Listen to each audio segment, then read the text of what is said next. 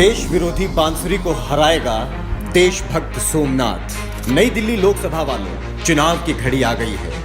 अब आपके सामने दो प्रत्याशी हैं। एक है बांसुरी स्वराज, जो हर बार देश हित के खिलाफ खड़ी रही, जिन्होंने देश के हजारों करोड़ रुपए लेकर भागे ललित मोदी की मदद की, जिन्होंने मणिपुर की बेटियों के खिलाफ सुप्रीम कोर्ट में भाजपा का साथ दिया। और दूसरे हैं सोमनाथ भारती, जो देश हित के कामों में अपनी जिंदगी गुजार रहे हैं, जो बच्चों को आईआईटी की तैयारी करवाते रहे और दिल्ली वालों के लिए हर कानूनी लड़ाई लड़ते रहे। हम जानते हैं कि आप सोमनाथ भारती को ही चुनेंगे, क्योंकि दिल्ली के लोग सही गलत की पहचान बहुत अच्छे से करते हैं। वो बीजेपी जो परिवारवाद पर चिल्लाती है, उसने अपनी एक वरिष्ठ नेता की बेटी को अपना कैंडिडेट बनाया है। वो बीजेपी जो बेटी बचाओ का नारा देती है, उस बीजेपी ने कोर्ट में बृजभूषण का बचाव करने वाली बांसुरी स्वराज को अपना कैंडिडेट बनाया है। जरा सोचिए, ऐसी महिला किस मुंह से आपकी बहन बेटियों की आवाज उठाएगी? ये भाजपा जो मुंह में राम और बगल में छुरी रखती है, वो भगवान के मंदिर में जाकर भी सिर्फ वोट मांगती है। इसका ताजा उदाहरण बांसुरी स्वराज ने दिखा दिया,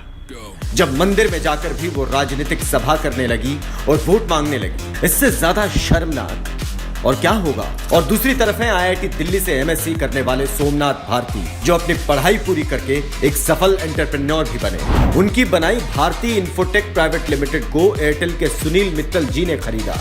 यही नहीं, उन्होंने दिल्ली यूनिवर्सिटी से कानून की पढ़ाई भी की और दिल्ली वालों के लिए सड़क से लेकर अदालतों तक हर लड़ाई लड़ी। सोमनाथ भारती ने दिल्ली के बच्चों को आईआईटी प्रवेश परीक्षा की तैयारी करवाई, गरीब से गरीब बच्चों को शिक्षा के उच्चतम स्तर तक पहुंचाया। इसी वजह से दिल्ली का बच्चा बच्चा सोमनाथ भारती जी को प्यार करता है। हर युवा उन्हें अपनी आवाज मानता है और इसीलिए मालवीय नगर की जनता ने इन्हें 3 बार चुनकर विधानसभा में भेजा। आज यही सोमनाथ भारती नई दिल्ली लोकसभा से आपके कैंडिडेट हैं। आपने दिल्ली को एक आईआईटीएन मुख्यमंत्री दिया और अब आप ही देश को एक आईआईटीएन सांसद देने जा रहे हैं। सोमनाथ भारती संसद में जाकर आपकी आवाज तो बनेंगे ही, साथ ही वो दिल्ली का सुरक्षा कवच भी बनाएंगे और अरविंद केजरीवाल के हाथ भी मजबूत करेंगे। फिर कोई भी दिल्ली के काम रोकने की हिम्मत नहीं कर पाएगा। संसद में भी केजरीवाल तो दिल्ली होगी और खुशहाल।